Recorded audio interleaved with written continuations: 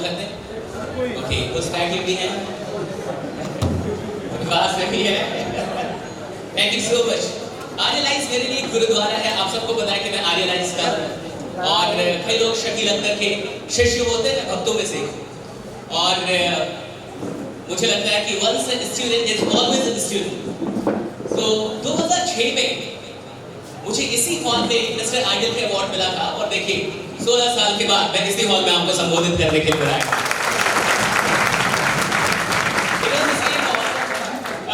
थोड़ी सी यादें ब्लर्ड है, मुझे बहुत अधिक याद नहीं है। एनीवे, आप में से कितने ऐसे लोग हैं जो सुनने के लिए तैयार हैं? आप सुनना चाहते हैं? वैसे मैं आपको बता दूं कि पटना के अंदर जो आइडियलाइज के स्टूडेंट होते हैं वो बाकी किसी भी इंस्टीट्यूशन से बहुत आगे के होते हैं, बहुत अधिक एडवांस होते हैं। और मुझे लगता है कि पटना के अंदर अगर कोई आया और वो आइडियलाइज में नहीं आया तो थोड़ा दुर्भाग्यशाली था। जो इंसान पटना के अंदर आया और उसको शकील अख्तर मिल गए, आइडियलाइज मिल गया, यानी वाकई उसने कुछ ना कुछ तो पुण्य का काम किया होगा। और मैं हिंदुस्तान के कई जगहों पे मैंने पढ़ाया, कई जगहों पे मैं टॉप देने के लिए गया, लेकिन मैं आपको सच में बताऊं, मैंने जिंदगी में दूसरा शकील अख्तर नहीं देखा, मैंने अपनी जिंदगी में दूसरा आइडियलाइज नहीं देखा। आप सच में बहुत लकी है कि आप यहाँ पे हैं। चाहे आप जबरदस्ती खिला दिए गए, किसी ने आपका जबरदस्ती एडमिशन करवा दिया हो, या फिर इंग्लिश सीखने के बहाने आप आ गए, लेकिन मैं मानता हूं कि Shakeel Akhtar is a school of life, is the school of life. वो पूरी जिंदगी की पाठशाला है और उनसे कमाल की चीजें सीखने को मिलती है। तो मैं चाहूंगा कि इससे पहले लोग टॉक शुरू करें, एक बार मैं आपकी मोहब्बत आइडियलाइज के लिए आपकी तालियों से देखना चाहूंगा। क्या मोहब्बत,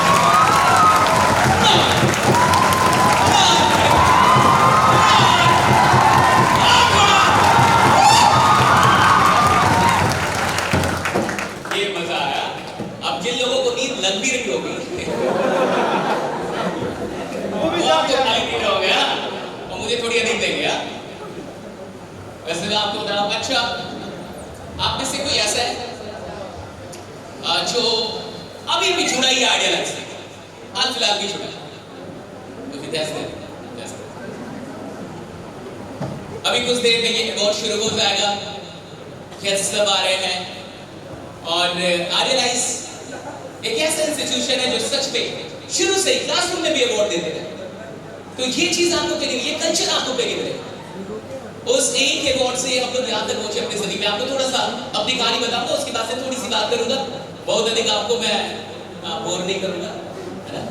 और अगर कोई बदुआ दे रहा है तो उसको दो, जो बुला के लाए तुम्हें, है ना। वैसे मुझे पता है कि आप आइडियलाइज को बिलोंग करते हैं तो आप सुनने की क्षमता रखते हैं, सीखने का जुनून रखते हैं, तभी आप यहाँ पे बैठे। मैं एक छोटे से गांव से बिलोंग करता हूँ, गोपालगंज डिस्ट्रिक्ट। अगर आपको बताओ तो मैं गोपालगंज के एक छोटे से गांव से बिलोंग करता हूँ और मेरी सारी प्रारंभिक जो शिक्षा है वो बोरा छाप स्कूल में हुई। बोरा छाप school, you know, there is no best to say, इंसान बोरा लेके जाता है और उतना ही बिछाता है जिसमें कोई और ना बैठे, बाकी कर देते हैं। गांव के हैं आप लोग? तो गांव में आपने देखा होगा कि वो उतना ही बोरा बिछाएगा जितने को उसका काम चले, बाकी फोन कर लेते थे। और इस तरीके से हम लोगों ने अपनी पढ़ाई की सरकारी स्कूलों में। और जब मैं पढ़ता था तब छठी क्लास से इंग्लिश की पढ़ाई शुरू होती और जो इंग्लिश की घंटी होती थी वो सबसे अंत में होती थी, क्योंकि मास्टर को पता था कोई पढ़ेगा नहीं और बच्चे पहले से तैयार के औकात में पढ़ाते थे तो सब भाग जाते थे। क्यों भाग जाते थे? क्योंकि इंग्लिश मैट्रिकुलेशन तब भी कंपल्सरी नहीं था बिहार बोर्ड में और आज भी कंपल्सरी सब्जेक्ट नहीं। 2023 के इस जमाने में बिहार के अंदर इंग्लिश कंपल्सरी नहीं है मैट्रिक में। बहुत सारे लोग नहीं जानते, जो सीबीएसई को बिलोंग करते नहीं जानते, बहुत अच्छे लोग नहीं जानते कि मैट्रिक में पास होने के लिए बिहार बोर्ड में इंग्लिश में पास होना जरूरी है। अच्छा, जिस सब्जेक्ट का नंबर नहीं जुड़ा उसको पढ़ेगा कोई क्यों? सिंपल बात है। और बिहार का इंसान ऐसे में बड़ा तेज होता है, जहां फायदा ना हो मेहनत नहीं करता है। फायदा नहीं तो मेहनत नहीं करता, उसको फायदा होना चाहिए। Anyone believe कि इंग्लिश की जो परीक्षा थी हम लोग बाद में जो टाइटल डिस्ट्रिक्ट में पास कर जाते हैं, इंग्लिश की परीक्षा में, है ना। तो इंग्लिश की परीक्षा जो थी वो हम लोग 12वीं और टाइटल डिस्ट्रिक्ट के दम पे पास कर जाते हैं। मानसी जी को अगर पार्ले जी खिलाए तो 100 में 70 नंबर, और अगर टाइगर भी खिला दिया तो 100 में 90। तो इट वाज वेरी क्लियर कि दीजिए और लीजिए, गिव एंड टेक। मुझे जिंदगी में बहुत पहले पता चल गया था कि पूरी लाइफ एक ही फिलॉसफी पर डिपेंड करती है, give and take, give and take, give and take, give and take. लेकिन बिहार का इंसान चाहता है take and take and take and और टेक एंड टेक, राइट? लेकिन आप जिंदगी में जो कुछ भी है, आपने जो कुछ भी दिया है उसकी बदौलत, और ये पूरे नेचर का लॉ है कि आप जितना देंगे उससे अधिक मिल सकता है, लेकिन देना तो पड़ेगा। इंग्लिश की परीक्षा ऐसे ही हम लोग पास हो गए, और उस समय 8वीं में बोर्ड का एग्जाम हुआ था। किसी को पता है 8वीं में कभी बोर्ड हुआ था? जो 10th में होता वो 8वीं में एक बार बोर्ड हुआ था। फिर बिहार सरकार को लग गया कि ये गलती हुई, इसलिए उन्होंने तुरंत हटा दिया था 1 साल के बाद। उस बोर्ड के एग्जाम में हम लोग भी, आप में से कितने लोगों ने बोर्ड का एग्जाम दिया है? ओके, ईमानदारी से दिया है? परीक्षा ईमानदारी से दी थी? अरे मान लेते हैं। तो अगर आपने बोर्ड का एग्जाम दिया है तो आप में से कितने लोग ऐसे हैं जिनको लगता है कि बोर्ड के एग्जाम में डर तो लगता है? आप कितनी भी तैयारी करो, डर तो लगता है। और आप देखेंगे एक बच्चे के साथ पूरा खानदान जाता है, ऐसा लगता है पाकिस्तान से युद्ध है। मम्मी पापा सारे रिश्तेदार उधर चद्दर बिछा के 7-8 दिन में तो कई लोग के रिश्ते लग जाते हैं। बहुत सारी बातें होती हैं। And you won't believe कि 8वीं की बोर्ड में fortunately or unfortunately I became the topper of Gopalganj district. मैं पूरे गोपालगंज डिस्ट्रिक्ट का टॉपर हूँ। जब रिजल्ट मैंने टॉप किया तो मेरे माँ बाप बहुत अधिक खुश हुए, इतने खुश हुए जितना नहीं होना चाहिए। हर चीज की एक लिमिट है। If you don't know your limits, sometimes it becomes destructive for you। और मेरे पिताजी इतने खुश हुए कि उन्होंने पूरे गांव में मिठाइयां बंटवाई, और जहां मिठाई बटी मेरा एक ही काम, मैंने पूरे गांव का आशीर्वाद दिया। अच्छा, गांव में जलन बहुत है, मान जाओ। गांव में अगर आप कुछ अच्छा कर लेना तो ऊपर से तो लोग खुश होते हैं, अंदर अंदर बड़ा टेंशन होता है कि फलना का लटपट कौन आएगा कैसे। They have so much of tension है। और गांव में आप कुछ अच्छा करते, अगल बगल के कुछ घरों में 5-6 दिन खाना सही से नहीं खाएगा। तो जो मेरे पति पड़दार थे, अच्छा गांव का बोर्ड अलग, आप कितने बड़े भी टॉपर हो, गांव के लोग पूछेंगे तो उसमें बीच में कोई पूछता भी था, अच्छा तुम टॉप आए हो, एक सवाल। और मैं एक ऐसा लड़का था कि एग्जाम समाप्त, नॉलेज समाप्त। मतलब आप डिलीट करेंगे तब तो कुछ अपलोड होगा, पर हैक भी तो करेंगे। तो कई लोग को एग्जाम तक याद होता है, एग्जाम के बाद कुछ याद नहीं रहे। तो कई लोग मुझसे बोलते थे कि अच्छा एक सवाल। मैं कहता चाचा आप 2 मिठाई खाइए, पूरा गांव बाकी बाद में फिर आएंगे। Anyone believe कि मैं टॉप आ गया? मेरे पिताजी को कुछ रिश्तेदारों ने काफी मोटिवेट कर दिया, चढ़ा दिया। चढ़ाना समझते हैं? समझ रहे? चढ़ा दिया कि ऐसा लड़का तो पूरे खानदान में निकला। कुछ लोगों ने बोला ऐसा लड़का तो पूरे गांव में नहीं आया।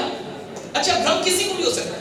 अगर आपको कोई बोले बहुत स्मार्ट है, बहुत स्मार्ट है, बहुत स्मार्ट है, तो आपको लगेगा कि आप पटना में क्या कर रहे हैं, मुंबई क्यों नहीं जा रहे? You feel like this? ये होता है कि जब आपको 10 लोग कोई बात कहते हैं तो वो बात सच लगने लगती।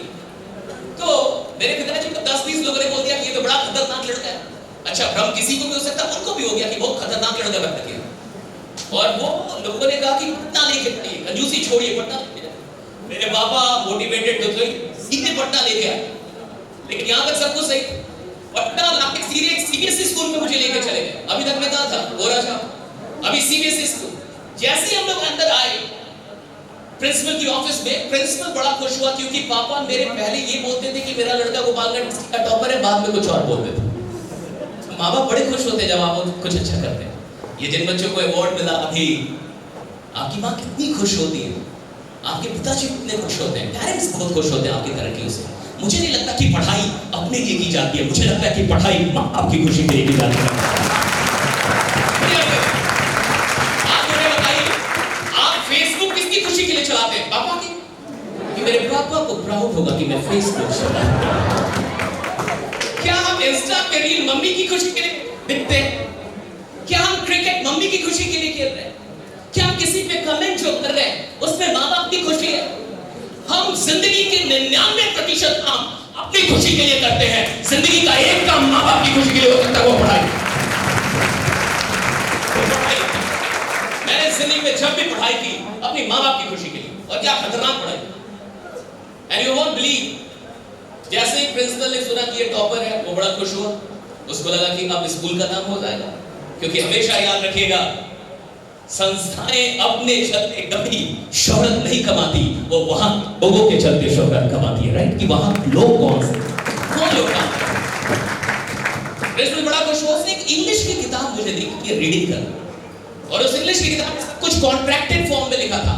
I''VE, I''LL, He''S, She''। मैं देखते ही समझ गया किताब गलत है। यार के इंसान को अधिक टाइम नहीं लगता सही गलत पहचानने में। मैं देखते ही समझ गया किताब गलत है। लेकिन उसने कहा पढ़ दो, तो मैंने जैसे ही पढ़ना शुरू किया, मैंने 2 लाइनें पढ़ी थी, प्रिंसिपल ने मुझे रोक दिया, कहा कि रुक जाओ। पापा को लग गया कुछ तो गलत पढ़ा है। प्रिंसिपल जानता था कि गलत पढ़ा है, और मैं सोच रहा था कि जब किताब ही गलत है तो मैं क्या कर सकता था। पापा ने तुरंत बोला कि बस अंग्रेजी थोड़ा कमजोर है, बाकी सब बहुत अच्छा है। और चूंकि मैं टॉपर था, और मामूली टॉपर भी नहीं था, डिस्ट्रिक्ट टॉपर था, मेरा एडमिशन हो गया। और जब मैं पहली क्लास वो सीबीएसई स्कूल में करने गया, तो मुझे गेट पे प्रिंसिपल ने रोक दिया कि रुक जाओ। मुझे लगा क्या हुआ, अभी तो पहला ही क्लास है।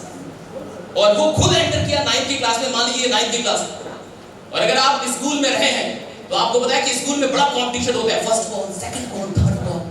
कॉलेज तक तक आते आते इंसान बहुत बड़े दिल का हो जाता है, अल्लाह तेरा भी लिख देता हूं, बस समझ आता है कि नंबर मोह माया है। लेकिन स्कूल तक फर्स्ट सेकंड थर्ड का होता है। तो वो प्रिंसिपल आया 9th की क्लास में, और उसने सबको डरा दिया कि अभी गोपालगंज डिस्ट्रिक्ट का टॉपर आ रहा है। सारे बच्चे डर गए कि बहुत बड़ा टॉपर आ रहा हूं। और मेरी हाइट कम थी, अभी भी थोड़ी कम है, लेकिन स्टेज मिल गया है। तो जैसे ही मैं अंदर आया, प्रिंसिपल आ गया, तब तक उसने एक लड़के ने पूछा, आर यू सशीश? इतनी अंग्रेजी हम लोगों ने सीखी थी कि कब यस बोलना और कब नो। मैंने कहा कि यस, हैव योर सीट। तो उसने बोला हैव योर सीट, तो मुझे लगा बैठने के लिए बोल रहा है। अगर वो बोलता हैव योर सीट तो मैं खड़ा ही रहता। तो उसने बोला हैव योर सीट, तो मुझे लगा बैठने के लिए बोल रहा है। तो मैं बैठ गया। केमिस्ट्री की क्लास थी, केमिस्ट्री के फैकल्टी आए, केमिस्ट्री के टीचर आए, और उन्होंने बोर्ड पे ऐसे लिखना शुरू किया। मुझे लगा घर में झगड़ा हो गया है, तो पढ़ाने आना क्या जरूरी है? कर्सिव राइटिंग समझते हैं आप? उन्होंने कर्सिव राइटिंग में लिखना शुरू किया, और मुझे कुछ भी समझ में नहीं आ रहा। जैसे ही केमिस्ट्री के टीचर बाहर गए, और चूंकि मुझे समझ में नहीं आ रहा था, तो मैं बगल वाले से देख रहा था, बगल वाले ने देख लिया कि सशीश देख रहा है। जैसे ही टीचर बाहर गए, उसने मुझसे पहला सवाल किया, सशीश डिड यू गेट एनीथिंग? मैंने कहा डिड यू गेट एनीथिंग? मैंने तो समझ गया सशीश को इंग्लिश दिया। उसने मुझसे हिंदी में पूछा, सशीश को समझ में आया? मैंने कहा कि नहीं। कहा तुम तो टॉपर हो। अच्छा, एक लड़के को पता चला, दूसरे लड़के को पता चला, पूरे क्लास को पता चल गया। अच्छा, जब सारे क्लास को पता चल गया, मुझे समझ में नहीं आ रहा, तो क्या आके एक एक करके कंफर्म करना जरूरी है? लेकिन मेरे सीबीएसई के दोस्त इतने अच्छे, इतने केयरिंग, हर क्लास के बाद आते थे और मुझसे पूछते थे, सशीश कुछ समझ में आया? मैं कहता नहीं, तुम तो टॉपर हो।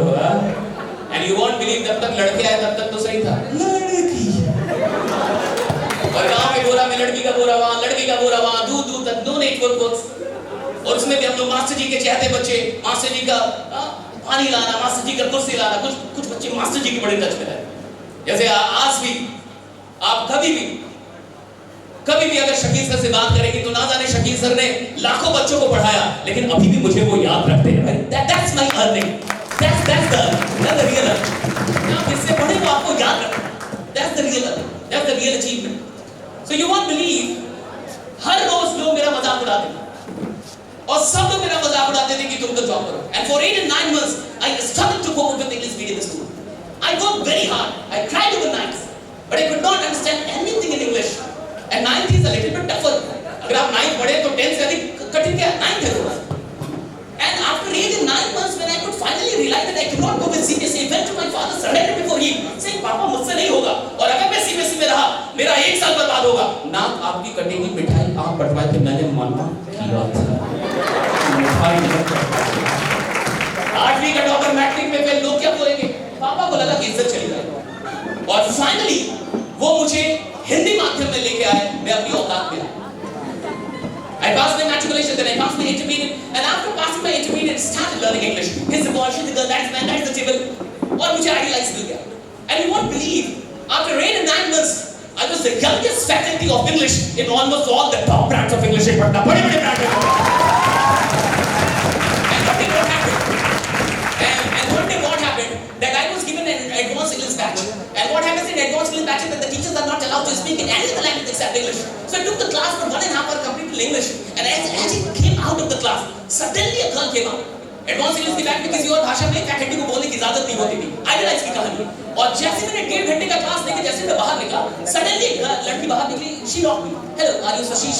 मैं कहा yes, I am Sashish. What for? Okay, have you been living in Patna for the last 5 or 6 years? I said yes, I have been living in Patna for the last 5 or 6 years. What for? क्या पिछले 5-6 वर्षों से आप पटना में रहे? उसने तीसरा सवाल किया. What is Krishna central school? I said yes, I was in Krishna central school. What for? उसने चौथा सवाल किया. डू यू नो फलना फलना फलना फलना फलना?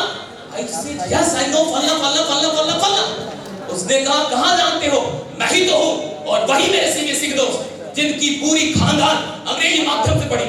वही मेरे सीबीएसई के दोस्त जो पूरी जिंदगी अंग्रेजी माध्यम से पढ़ते आए. वही मेरे सीबीएसई के दोस्त जो हर रोज मेरा मजाक उड़ाते थे कि तुम तो टॉपर हो. वही मेरे सीबीएसई के दोस्त एक दिन इसी पटना में ऐसा भी आया, वो वहां बैठे थे अंग्रेजी सीखने के लिए. मैं यहां खड़ा था अंग्रेजी सिखाने के लिए.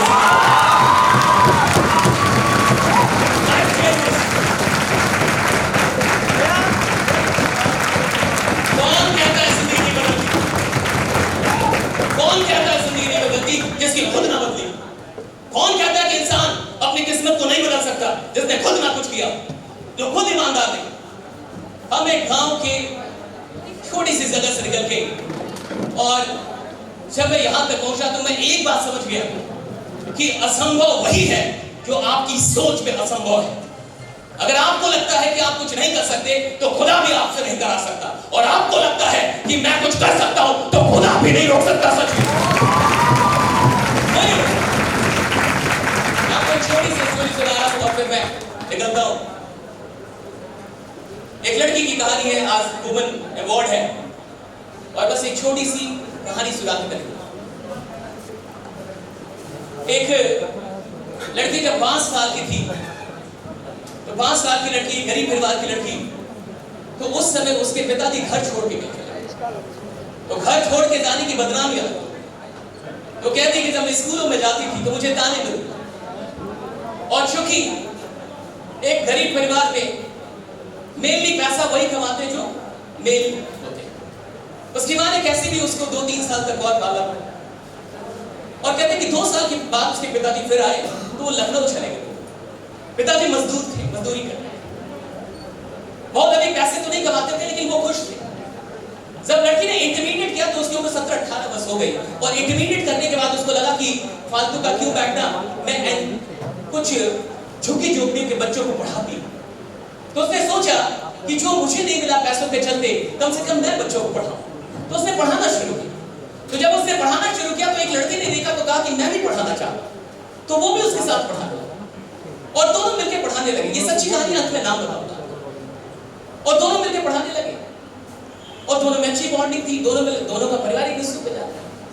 एक दिन उस लड़की ने कहा कि मेरा एक फाइल छूट गया है घर पे, थोड़ा घर चलो कि फाइल लेके आता. बच्चों की लड़की को दोनों साथ में पढ़ा रहे. उसने बोला चलो. उसको कमरे में ले गया, कमरा बंद किया और रेप करने की कोशिश की. बहुत अच्छे से सुनिए और प्लीज यहाँ रहिए थोड़ी देर. जब उसमें रेप का अटेम्प्ट हुआ उस लड़की पे, तो वो कैसे भी करके उस कमरे से कैसे भी बच के भागा. लेकिन भागने के बाद उसका कॉन्फिडेंस टूट गया और वो 1.5 साल तक ट्रॉमा में रही. 1.5 साल तक ट्रॉमा में वो लड़की रही क्योंकि उसने रेप का अटेम्प्ट उस इंसान ने किया जिसने उसका विश्वास किया.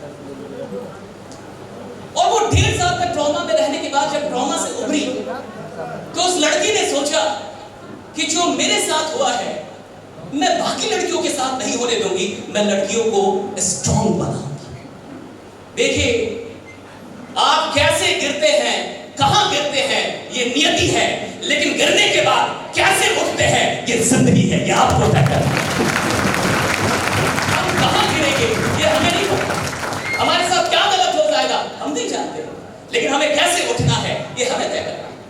उस लड़की ने 1.5 साल के ट्रॉमा से निकलने के बाद सोचा कि मैं ऐसा करूंगी कि लड़कियों को स्ट्रॉन्ग बनाऊंगी, उनको ट्रेनिंग दूंगी. और 25 लड़के और जुड़ गए जो रेप सर्वाइवर थी, किसी के साथ गैंग रेप हुआ था, किसी के साथ रिश्तेदार ने कुछ किया, और 25 लड़कियां जुड़ गए उसके साथ। उसने ट्रेनिंग देना शुरू किया।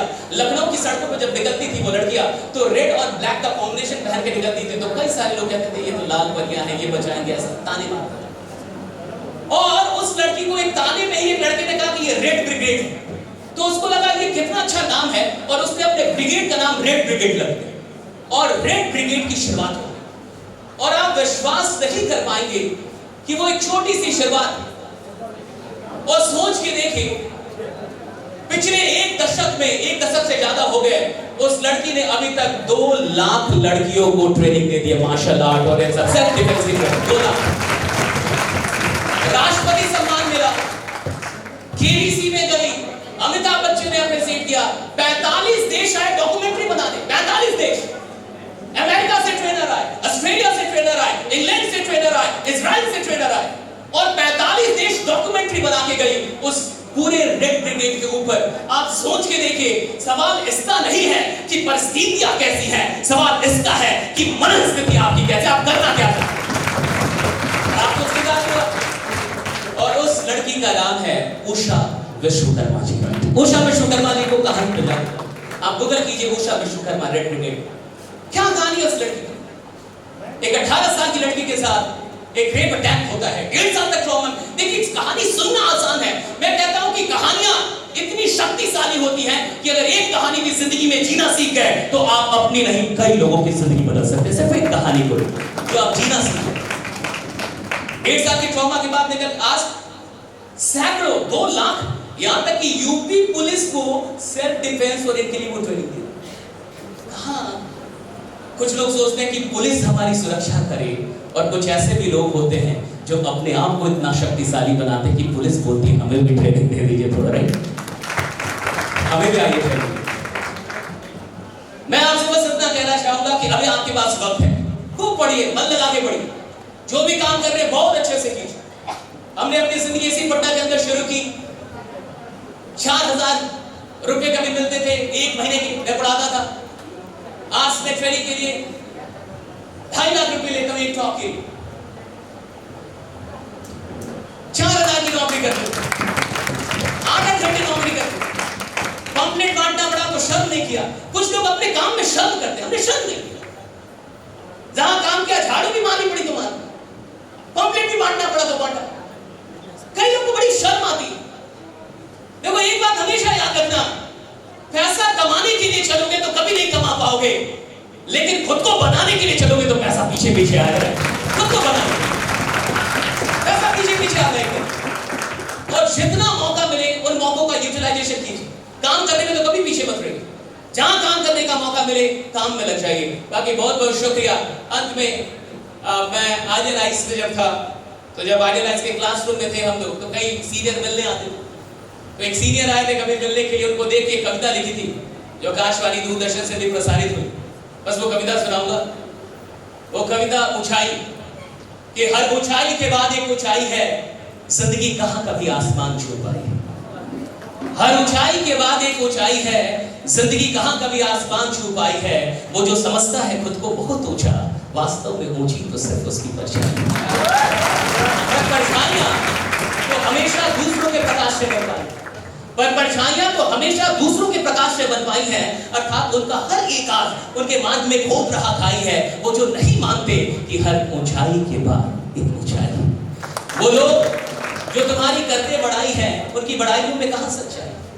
वो लोग जो तुम्हारी करते बड़ाई है, उनकी बड़ाइयों में कहां सच्चाई है। हाँ हो भी सकता है वे मन से कहते हैं, हाँ हो भी सकता है वे मन से कहते, पर तुम तो जानते हो ना, पर तुम तो जानते हो ना, हर ऊंचाई के बाद एक ऊंचाई है। चलते रहे, आगे बढ़ते, खूब मजे कीजिए, खूब मेहनत कीजिए, माँ बाप को ध्यान में रखिए। मुझे लगता है कि बिगड़ने की शुरुआत ही तब होती है जब एक नौजवान अपनी माँ और पिताजी को भूल जाता है। आप अपने माँ को याद करते हुए बिगड़ नहीं सकते, आप अपने पिताजी को याद करते हुए बिगड़ नहीं सकते, और समय से कीमती कुछ भी नहीं। ये जो मौका मिला आइडिया लाइफ के अंदर, और आज आप अपने लोगों को सुनेंगे, ये आप सौभाग्यशाली, यहां से जाइएगा मत, वरना होता है ना कुछ लोगों को मौके मिलते हैं। हमेशा याद रखिएगा, मौके किस्मत से जरूर मिलते हैं, कामयाबी किस्मत से नहीं मिलती, तो मेहनत से मिलती है। मौके किस्मत से, ये किस्मत में है कि आप यहाँ बैठे, ये किस्मत में कि आप आइडियलाइज परिवार में। लेकिन कौन बनेगा ये उसकी मेहनत पे, कौन आगे जाएगा ये उसकी मेहनत पे। हाँ, मैं कह सकता हूँ कि मैं यहाँ, ये मेरा गुरुद्वारा है, Idealize is my gurdwara. Shakeel sir के लिए तो मैं कई जगह पे ये बोलता हूँ कि अगर मुझे रात के 2 बजे में शकील सर बोलते कि सब कुछ छोड़ दो और अब ये तुम्हें करना है, तो मैं सब कुछ छोड़ दूंगा। मेरी ये डेडिकेशन है। और मैं हमेशा कहता हूं कि गुरु के ज्ञान से कोई सीखे ना सीखे, गुरु के आशीर्वाद से जीवन जरूर बदलता है। आशीर्वाद, गुरु का ज्ञान नहीं, गुरु का आशीर्वाद है। और मैं थोड़ा सा सौभाग्यशाली रहा कि मुझे शकील सर का आशीर्वाद, शकील सर का आशीर्वाद मैंने लिया। और मैं आपको बताऊं, जब मैं पढ़ने आता था भूतनाथ रोड से, तो साइकिल मेरे पास होती थी, लेकिन साइकिल से नहीं आता था कि पैदल आऊंगा तो प्रैक्टिस अधिक करूंगा। आजकल मैं देखता हूं बच्चे थोड़े स्मार्ट वर्कर हो गए, एक कंसेप्ट आ गया smart work, and that is making you weak, mentally weak. There is nothing like a smart work. जब एक इंसान अपनी जिंदगी में 10 साल हार्ड वर्क करता है ना, तब जाके दुनिया 12वें साल में उसको स्मार्ट वर्क करते हुए देखती है। 10 साल का हार्ड वर्क, अगर आप हार्ड वर्क नहीं कर सकते। और कई लोगों को काम में मेहनत, हमेशा याद रखिएगा, मजदूर अपने काम को करके थक जाता है। अगर आपका काम आपको थकाता है तो आप मजदूर हैं। अगर किसी को भी उसका काम थकाता है तो वो मजदूर है। और अगर किसी को काम करने के बाद ऊर्जा मिलती है, और अधिक ऊर्जा बढ़ जाती है, वही इंसान सफल बनेगा, सफल होने के लक्ष्य है। आज मैं यहां बोल रहा हूं, शाम में वहां भी बोलना है। सर यहां बैठे रहे स्पॉन्सर रैबिट, मेरा सामने एक और टॉक है। सर रात में एक और टॉक, आज 3 दिन टॉक। और मैं थकता नहीं हूं, जब मेरा टॉक हो तो मैं और जागा रहता हूं। मैं आपसे बस यही चाहता हूं कि जो भी काम कर रहे हैं मोहब्बत में कीजिएगा, मजबूरी में मत कीजिएगा। क्योंकि मजबूरी में काम करने वाले इतिहास नहीं बनाते, मोहब्बत में काम करने वाले मोहब्बत में कहां बैठे हैं, मोहब्बत में बैठे, तालियां बजा रहे हैं, मोहब्बत के साथ बजाइए। किसी को सुनने आए हैं, यहाँ पे एकदम मन से सुनिए। अब ऐसा नहीं कि बैठ भी गए हो, दिमाग भी नहीं, तो तुम अपने दुश्मन हो, किसी और के नहीं। तो अगर आप यहाँ हैं तो पूर्ण तरीके से यहाँ रहिएगा। बहुत बहुत शुक्रिया, आपने मुझे इतना सुना। इतने बड़े बड़े लोग यहाँ पे हैं और मुझे इतना बोलने का मौका मिल गया। मैं तो शकील सर को बोल रहा था कि मुझे बहुत सारी बेईमानियाँ हुई है यहाँ नहीं। मुझे कुछ तबका ऐसे दे देते, मुझे लगता है मैं घर का नहीं, मैं घर का हूँ, मुझे वहाँ बैठने दो भाई। मैं तो कई बार शकील सर से बोला कि मुझे 1-2 बार और क्लासरूम में आने दीजिए, कहते नहीं तुम नहीं आ सकते। तो वो मुझे आने नहीं दे रहे हैं। और सर जहाँ भी हैं, बहुत बहुत शुक्रिया। मैं आज जो कुछ भी जिंदगी में कर पा रहा हूँ, आइडियलाइज के चलते कर पा रहा हूँ, शकील सर के चलते कर पा रहा हूँ, ऋतुराज सर, राजू सर, सारी आइडियलाइज फैमिली के चलते।